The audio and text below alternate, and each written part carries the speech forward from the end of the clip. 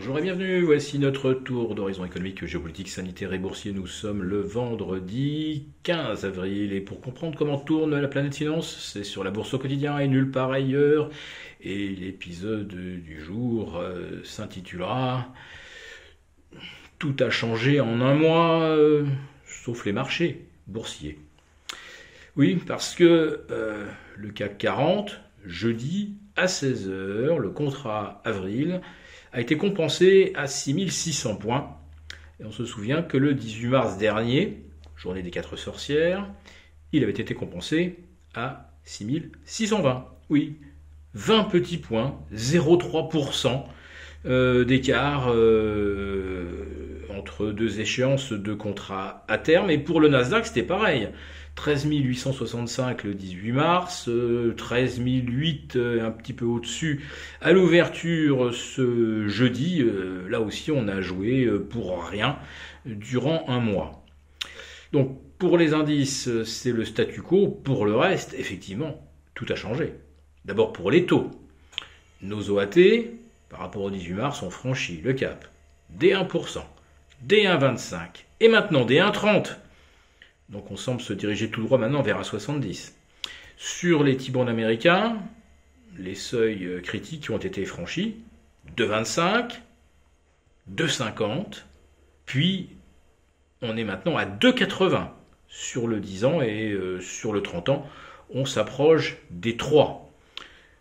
Comprenez une chose, c'est qu'avec un 30 ans à 3%, les taux d'emprunt pour les particuliers, eux, aujourd'hui, se situent autour de 5%, alors qu'ils n'étaient qu'à un peu plus de 3 au 1er janvier. Donc là aussi, ça fait une sacrée différence. Et puis, il y a aussi la production industrielle, dont on voit bien qu'elle commence à subir la contrainte des pénuries de pièces et de matériaux de base. Tout ça, évidemment, provenant de Chine. Et à l'instant où j'enregistre, le port de Shanghai est toujours, on va dire, inopérationnel à 80%. Shenzhen, ça rouvre un tout petit peu. Enfin, ça fait quand même 3 semaines que les deux principaux ports chinois tournent à peu près à 10% de leur capacité. Donc nous allons avoir d'ici quelques semaines d'importantes pénuries de pièces et main-d'œuvre, ce qui va certainement se traduire par l'arrêt des chaînes de production, du chômage technique. Et ça, sans même qu'on ait la problématique de on manque de gaz parce qu'on boycotte le gaz russe. Donc la récession, elle est inscrite évidemment dans tous les éléments que je viens de citer. Et pour les marchés boursiers, alors eux, ils n'ont rien lâché. Et qu'est-ce qui pourrait faire la différence ? Eh bien, tout simplement qu'à l'occasion des trimestriels qui ont commencé à apparaître cette semaine, les entreprises réduisent fortement leur programme de rachat de titres.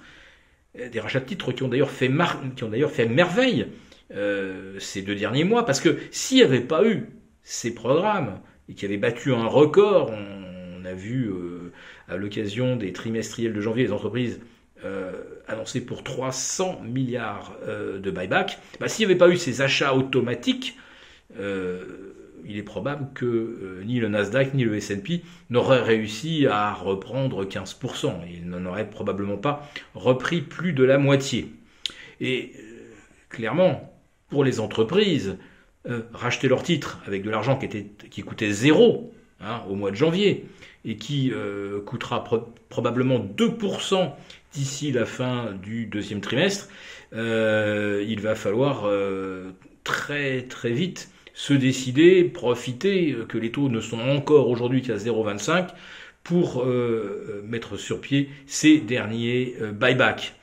Une fois que ce robinet à liquidité sera refermé, je pense que les marchés connaîtront réellement les mêmes difficultés qu'au milieu de l'automne 2018.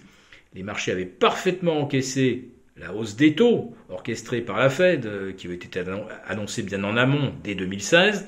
Ils avaient parfaitement résisté à la hausse de taux. Ils ont entamé un plongeon de moins 20% dès que le robinet à liquidité a été refermé. La Fed réduisant la taille de son bilan, actuellement 9 000 milliards de dollars, et elle devrait également annoncer au marché quand elle commence à réduire à son tour donc la taille de son bilan. Et je le répète, les hausses de taux, c'est tout à fait autre chose. Les marchés s'en sont souvent accommodés, jamais quand on referme le robinet des liquidités. Alors que l'Europe, elle choisit un petit peu l'option inverse. La BCE annonce qu'elle va poursuivre son programme de rachat APP jusqu'à l'automne, ce qui signifie que les taux ne commenceront à monter qu'après l'arrêt de l'APP. Autrement dit, la BCE a clairement fait le choix de flinguer l'euro, ce que je vous avais donc décrit dans ma vidéo de jeudi. Et c'est ni plus ni moins ce que fait la Banque centrale du Japon depuis la mi-mars, et qui a parfaitement réussi puisque le yen a plongé de moins 10%. Ouais, mais le Japon, eux, ça faisait 30 ans qu'ils essayaient d'avoir de l'inflation. Là, ils vont en avoir enfin un tout petit peu, ils sont très contents. Nous, avec un euro qui perd encore 2% cette semaine, c'est 2% de plus sur nos importations, c'est 2% donc de renchérissement du coût des produits et matériaux importés. C'est du pouvoir d'achat en moins.